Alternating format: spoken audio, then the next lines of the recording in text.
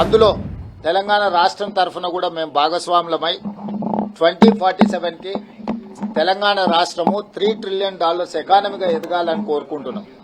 ఈరోజు దేశ జనాభాలో 2.5% ఉన్న తెలంగాణ దేశ ఆర్థిక వ్యవస్థలో 5% జీడీపీని రోజు కంట్రిబ్యూట్ చేస్తుంది. ఈ 5% జీడీపీని 10%కి పెంచుకోవాలనే విధంగా ఈరోజు మేము ప్రణాళికలు రచించుకున్నాం. 2034 లోపల $1 ట్రిలియన్ ఎకానమీ, 2047 సమయానికి $3 ట్రిలియన్ ఎకానమీకి తెలంగాణ రాష్ట్రం ఎదగాలని భవిష్యత్ ప్రణాళికలను రచించుకున్నది. అక్కడికి మేము చేరుకోవాలంటే ప్రపంచ దేశాలలో జరుగుతున్న వేగవంతమైన అభివృద్ధికి విమానాశ్రయాలు అత్యంత కీలక భూమిక పోషించబోతున్నాయి. పరిశ్రమలు రావాలన్నా, పెట్టుబడులు పెట్టాలన్నా, ఇక్కడ పరిశ్రమలు ఉత్పత్తి చేసిన వస్తువులను ఇతర దేశాలకు ఎగుమతి చేయాలన్నా అంతర్జాతీయ స్థాయి ప్రమాణాలతో విమానాశ్రయాల అవసరం ఉన్నది. దీన్ని తెలంగాణ రాష్ట్ర ప్రభుత్వం, కేంద్ర ప్రభుత్వం గుర్తించి ఈనాడు వరంగల్ ఎయిర్పోర్ట్, ఆదిలాబాద్ ఎయిర్పోర్టులను తక్షణమే మొదటి ప్రాధాన్యత కింద తీసుకొని నిర్మించి వాటిని పూర్తి చేయాలని లక్ష్యంగా పనిచేస్తున్నాము. జూన్ 2, 2028 నాటికి వరంగల్ ఎయిర్పోర్ట్, అదేవిధంగా ఆదిలాబాద్ ఎయిర్పోర్టును కూడా పూర్తి చేయాలన్న లక్ష్యంతో ఈరోజు మేము ప్రయత్నం చేస్తున్నాము. తప్పకుండా కేంద్ర ప్రభుత్వ సహకారంతో ఈ 2 ఎయిర్పోర్టులను జూన్ 2, 2028 నాటికి పూర్తి చేసుకుంటామనే సంపూర్ణమైన నమ్మకం, విశ్వాసం నాకు కలిగింది. అవసరమైన సహకారం రాష్ట్ర కేంద్ర ప్రభుత్వాలు ఇచ్చిపుచ్చుకొని ముందుకు వెళ్లడం జరుగుతుంది. ఒక ఎయిర్పోర్టు నిర్మించాలంటే 4 ప్రధానమైన అంశాలు. మొదటిది భూసేకరణ, 2 అనుమతులు, 3 నిర్మాణము, 4వది ఎయిర్పోర్టును ప్రారంభించుకోవడం. ఈ 4 కీలకమైన అంశాల పట్ల ఒక స్పష్టమైన కార్యాచరణ తీసుకొని ముందుకు వెళ్తున్నాము. స్థానిక సంస్కృతి, కాకతీయ డైనాసిటీకి ప్రపంచంలోనే ఒక గొప్ప గుర్తింపు ఉన్నది. కాకతీయ కళాఖండాల గురించి కూడా ప్రపంచంలో గుర్తింపు ఉన్నది. ఈరోజు వరంగల్లో నిర్మిస్తున్న ఎయిర్పోర్ట్కి ఆ కాకతీయ కళాఖండాల రూపురేఖలతో పాటు అంతర్జాతీయ ప్రమాణాలతోనే ఆ ఎయిర్పోర్టును నిర్మించాలి, పూర్తి చేయాలని టార్గెట్గా పనిచేస్తున్నాం. ఖచ్చితంగా కేంద్ర ప్రభుత్వ సహకారంతో, మరీ ముఖ్యంగా ఏవియేషన్ మినిస్టర్ రామ్మోహన్ నాయుడు గారి సంపూర్ణ సహకారంతో వీటిని పూర్తి చేస్తామని తెలంగాణ రాష్ట్ర ప్రభుత్వం భావిస్తున్నది. ఖచ్చితంగా ఈ 2 ఎయిర్పోర్ట్లను అభివృద్ధి చేయడం ద్వారా దేశ ఆర్థిక వ్యవస్థను బలోపేతం చేసి తెలంగాణ యువతకు ఉద్యోగ ఉపాధి అవకాశాలు కల్పించడానికి మా ప్రభుత్వం చేస్తుంది. దానికి మనస్ఫూర్తిగా సహకరిస్తున్న కేంద్ర ప్రభుత్వానికి నేను ధన్యవాదాలు తెలియజేస్తున్నాను. కేంద్రంతో సమైక్య స్ఫూర్తితో కార్డియల్ రిలేషన్ చేయడం వల్ల రాష్ట్రానికి అభివృద్ధి జరుగుతుందని చెప్తారు. అయితే కేరళ ముఖ్యమంత్రి సతీశన్ కూడా ఆ రకమైనటువంటి సో ఆ రకంగా కార్డియల్ రిలేషన్స్ తో పోవడం వల్ల కేంద్ర ప్రభుత్వం నుంచి అవసరమైనటువంటి సహాయ సహకారాలు తెలంగాణకి అందుతున్నాయా? వీలైనంత మేరకు అందుతా ఉన్నాయి. కొన్ని దగ్గరలో సమస్యలు వచ్చినప్పుడు వచ్చి చర్చించుకుంటున్నాం. మీకు తెలుసు, మెట్రో రైలుకు సంబంధించి కానీ లేకపోతే రీజనల్ రింగ్ రోడ్ విషయాలు కానీ పదే మేము ప్రయత్నం చేస్తున్నాం. వీలైనంత వరకు ఎక్కడైనా సమాచార లోపం ఉన్నా, ఎక్కడైనా ఆలస్యం జరిగినా అది చర్చల ద్వారానే పరిష్కారం అవుతుంది. అందుకే పదే నేను ఢిల్లీకి వచ్చి కేంద్ర మంత్రులను కలిసి వారి సమయం తీసుకొని, ఎందుకంటే వాళ్ళ పరిధిలో దేశం మొత్తం ఉంటుంది. ఇప్పుడు రామ్మోహన్ నాయుడు గారు ఉన్నారంటే వారికి వరంగల్, ఆదిలాబాద్ కాదు, దేశంలో 10ల సంఖ్యలో ఎయిర్పోర్ట్ల నిర్మాణం చేయాలి. దానికి సంబంధించిన సమస్యలను పరిష్కరించాలంటే ఎవరు వచ్చి తనని కలుస్తారో, ఎవరు సమస్యలు తన దృష్టికి తీసుకొస్తారో వాటిని వేగంగా పరిష్కరించే అవకాశం ఉంటుంది. అదేవిధంగా కేంద్ర ప్రభుత్వానికి కూడా స్థానికంగా భూసేకరణ విషయంలో కానీ, నిర్మాణం జరిగేటప్పుడు స్థానిక సహకారం, ఇవన్నీ కూడా అవసరం ఉంటుంది. ఇవన్నీ చర్చించుకుంటేనే పరిష్కారం అవుతాయి. కొంతమంది గిట్టనోళ్ళు, కొంతమంది సరిపోనోళ్ళు పదే ముఖ్యమంత్రి గారు ఢిల్లీ ప్రయాణం చేస్తున్నారు, ఇన్నిసార్లు వెళ్ళిరు, అన్నిసార్లు వెళ్ళిరు అని లెక్కలు చెప్తున్నారు. ఏది వచ్చినా ప్రజల కోసమే పనిచేస్తున్నాం. నిన్నటికి నిన్న మేము తెలంగాణ రాష్ట్రంలో ఉండే అన్ని పార్టీల ఎంపీలను పిలిచి మేము పవర్ పాయింట్ ప్రజెంటేషన్ ఇచ్చినాం. కేంద్ర ప్రభుత్వంతో తెచ్చుకోవాల్సిన అనుమతులు కానీ, నిధులు కానీ, వాటికి సంబంధించిన సమాచారాన్ని అంత ఇచ్చినాం. స్పష్టంగా చెప్పినాం, అభివృద్ధి జరిగేటప్పుడు రాజకీయాలు లేవు. రాజకీయాలు అనేటివి ఎన్నికలు వచ్చినప్పుడు ఉంటాయి. ఎవరి ప్రయత్నం వాళ్ళు చేసుకుంటారు, వాళ్ళ ప్రయత్నం వాళ్ళు చేసుకుంటారు, మా ప్రయత్నం మేము చేసుకుంటాం, రామ్మోహన్ నాయుడు గారి ప్రయత్నం రామ్మోహన్ నాయుడు గారు చేసుకుంటారు. సో ఈ రోజు అభివృద్ధినే లక్ష్యంగా ఈరోజు రాష్ట్ర కేంద్ర ప్రభుత్వాలు సహకారంతో ముందుకు వెళ్తున్నాయి. ఈ కార్డియల్ రిలేషన్ కొనసాగించాలని మేము భావిస్తున్నాము. తద్వారానే సమస్యలు పరిష్కారం అవుతాయి. చర్చల ద్వారా పరిష్కారం అవుతాయని తెలంగాణ రాష్ట్ర ప్రభుత్వం సంపూర్ణంగా విశ్వసిస్తుంది. అందుకే పదే పదే కేంద్ర ప్రభుత్వాన్ని సంప్రదిస్తున్నాం, సమాచారాన్ని అందిస్తున్నాం, సమాచారం వాళ్ళ నుంచి తీసుకుంటున్నాం. సో భవిష్యత్తులో కూడా ఈ కార్డియల్ రిలేషన్ కొనసాగుతుంది. సీఎం గారు మనోహర్ లాల్ ఖట్టర్ ఏమైనా సమావేశం ఉంటుందా మెట్రోకి సంబంధించి? ఇంకా స్పష్టత రాలేదు. ఈ రోజైతే నితిన్ గడ్కరీ గారిని రీజనల్ రింగ్ రోడ్ ఇతర హైవేస్ మీద కలిసాము, రామ్మోహన్ నాయుడు గారిని విమాన కనెక్టివిటీ మీద కలిసాము. మిగతా మంత్రుల సమయం అడిగినాం. వాళ్ళ సమయం ఉందా లేదా అంటే నేను వాళ్ళ అపాయింట్మెంట్ తీసుకున్నాక రాలేదు, వచ్చినాక అపాయింట్మెంట్ అడుగుతున్న కొంతమందిని. సో వాళ్ళ ముందస్తు కార్యాచరణ ఉంటే కొన్నిసార్లు ఇవ్వచ్చు, ఇవ్వకపోవచ్చు. ఏదేమైనా పార్లమెంట్ సమావేశాల సందర్భంగా మళ్లీ ఢిల్లీకి వస్తే ఒక 3-4 రోజులు ఇక్కడ ఉండి అందరినీ కలుస్తాం.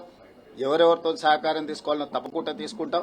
మీడియా మిత్రులకు నా సూచన ఒకటే, అనవసరమైన రాజకీయ వివాదాస్పదమైన అంశాలను ప్రస్తావించకండి. ఇది అభివృద్ధి చేసుకోవాల్సిన సందర్భం. అందరూ కలిసికట్టుగా కలిసి పనిచేసుకోవాలా, ఒకరికొకరు సహకరించుకోవాలా. అనవసరమైన విమర్శలకు దారితీస్తే పని పాడవుతుంది. పనిని పాడు చేసే పని రాజకీయ నాయకులైనా ప్రజాప్రతినిధులైనా పాత్రికేయ సోదరులైనా చేయొద్దని నేను విజ్ఞప్తి చేస్తున్నా. Thank you.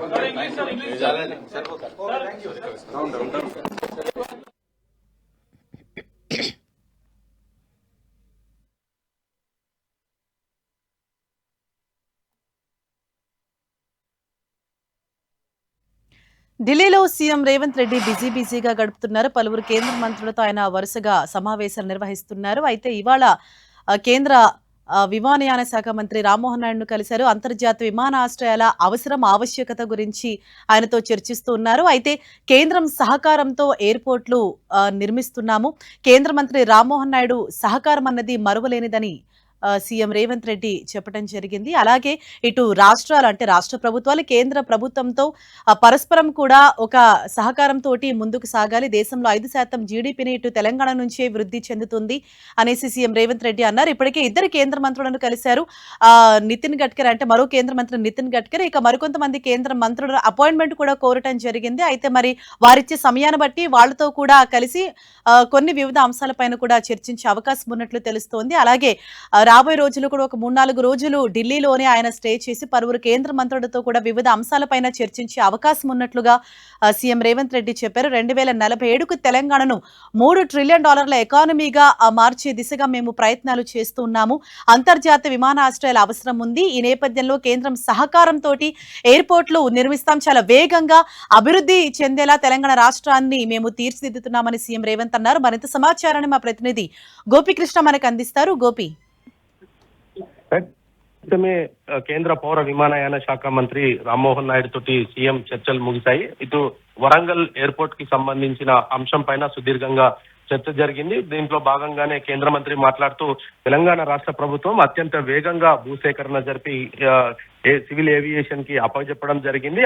అదే స్థాయిలో మేము కూడా ఎయిర్పోర్ట్ నిర్మాణాన్ని చారిత్రాత్మకమైన వరంగల్ కి సంబంధించి అక్కడున్న కల్చర్ ని గుర్తు చేసే విధంగా ఎయిర్పోర్ట్ నిర్మాణం ఉంటుంది అనేది కూడా రామ్మోహన్ నాయుడు చెప్పడం జరిగింది. అదేవిధంగా సీఎం రేవంత్ రెడ్డి మాట్లాడుతూ ఇప్పటికే ఇటు ఈ రోజు పర్యటనలో ఇటు త్రిబులార్ కి సంబంధించిన అంశంతో పాటు మరికొన్ని కీలకమైన రోడ్లకు సంబంధించిన అంశంలో కేంద్ర మంత్రి నితిన్ గడ్కరీ తోటి కలిసి మాట్లాడినట్టుగా చెప్పారు. అదేవిధంగా ఇటు రామ్మోహన్ నాయుడికి ఆ కుటుంబంతో తనకున్న సాన్నిహిత్యము, అదేవిధంగా తెలంగాణ అభివృద్ధి కోసం తాను చేస్తున్న ప్రయత్నాలు, వీటన్నిటి నేపథ్యంలోనే ఈ ఎయిర్పోర్ట్ల నిర్మాణానికి కేంద్ర మంత్రి రామ్మోహన్ నాయుడు చొరవ తీసుకోవడము, అదేవిధంగా ఇటు అధికారులందరినీ కూడా ఈ రోజు పిలిపించి ఈ యొక్క సమావేశంలోనే అధికారులతోటి ఒక క్లారిటీ తీసుకొని ఎప్పటిలోగా ఈ పని పూర్తి చేయాలి అన్న దానిపైన కూడా ఒక డెడ్ లైన్ విధించుకున్నట్టుగా కూడా చెప్పారు.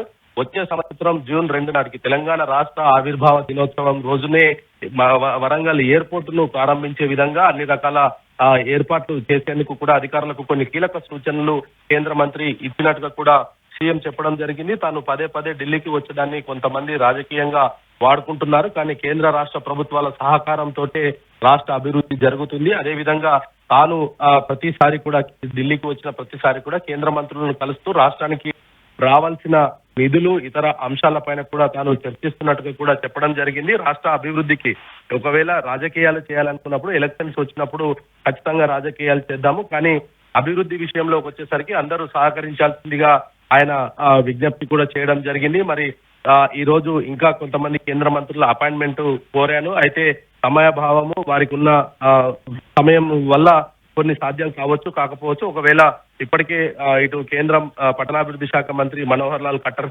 అపాయింట్మెంట్ కూడా తాను కోరినట్టుగా చెప్పారు. మెట్రో రైల్ కి సంబంధించిన అంశము శరవేగంగా దాన్ని కూడా స్థాపించేందుకు కూడా తాను ప్రయత్నం చేస్తున్నట్టుగా అయితే చెప్పడం జరిగింది. మరి చూడాలి ఇంకా ఇటు కేంద్ర మంత్రుల అపాయింట్మెంట్ కూడా కోరిన నేపథ్యము, మరోవైపు ఇటు కాంగ్రెస్ పెద్దలను కూడా కలిసే ప్రయత్నం చేస్తున్నట్టుగా అయితే మనకు సమాచారం అందుతుంది. ఎస్ గోపి, అంటే ఇటు కేంద్ర మంత్రి రామ్మోహన్ నాయుడుతో పాటు మరొక కేంద్ర మంత్రిని కూడా సీఎం రేవంత్ కలిసినట్లు తెలుస్తోంది. అంటే ఏ అంశం పైన ఆయనతో మీట్ అయ్యారు, అలాగే ఇవాళ సీఎం రేవంత్ రెడ్డి షెడ్యూల్ ఏ విధంగా ఉండబోతోంది, రిటర్న్ హైదరాబాద్ కి ఆయన ఎప్పుడు పయనమవుతున్నారు?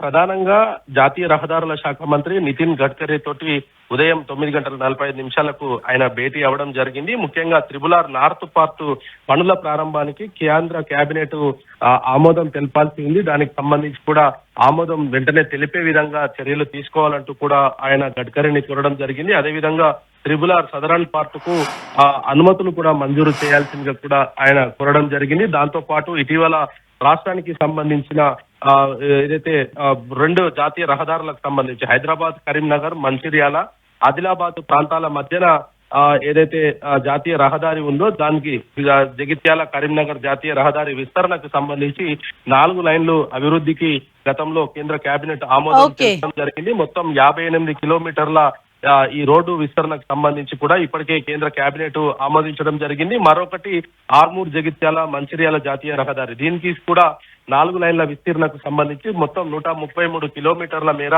ఈ యొక్క 4 లైన్ల విస్తీర్ణకు ఆమోదించడం జరిగింది. ఈ రెండింటికి సంబంధించి దాదాపు 7,597 కోట్ల రూపాయలకు సంబంధించిన నిధులు ఇప్పటికే కేబినెట్ ఆమోదం తెలిపిన నేపథ్యంలో వాటిని కూడా వెంటనే తెలంగాణకు అనుమతించేలాగా చర్యలు తీసుకోవాల్సిందిగా కూడా ఈ జాతీయ రహదారుల శాఖ మంత్రిని కోరడం జరిగింది. మరి ఎయిర్పోర్ట్స్ అథారిటీకి సంబంధించి కూడా వరంగల్లో శరవేగంగా ఎయిర్పోర్ట్ పనులు ప్రారంభించడంతో పాటు వచ్చే సంవత్సరం జూన్ 2 నాటికి పూర్తి చేసే విధంగా ఈ యొక్క పనులన్నింటినీ కూడా చొరవ తీసుకోవాలంటూ కూడా కేంద్ర పౌర విమానయాన శాఖ మంత్రి రామ్మోహన్ నాయుడు తోటి ఆయన చర్చించడం జరిగింది. Right, thank you Gopi.